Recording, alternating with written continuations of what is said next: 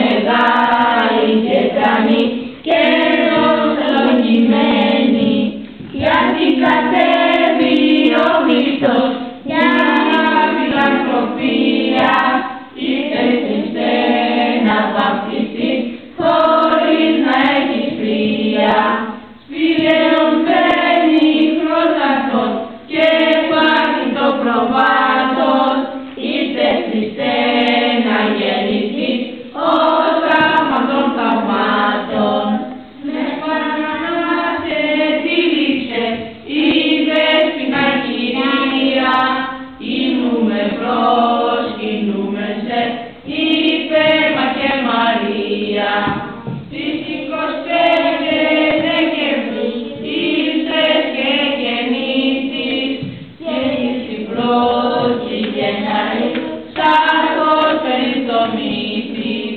Ο μήνας έχει σήμερον 6 του Γεναρίου και όλοι εορτάζουμε τα φώτα του Κυρίου, γιατί κατέβη ο Χριστός τούτο να τελειώσει την αμαρτία του Αδάμ, να σβήσει και να λιώσει.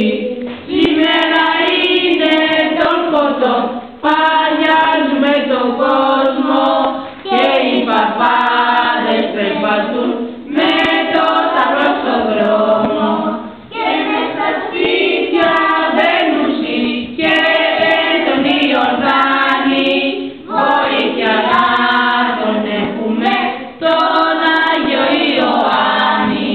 Σαν μπήκε μες στον ποταμό ζήτα τον Ιωάννη, να τον βαπτίσει γρήγορα στο Άγιο ποτάμι. Έλα προφήσα γρήγορα για να με βαπτίσεις και την Αγία μου κορφή την κύρα σου να πει.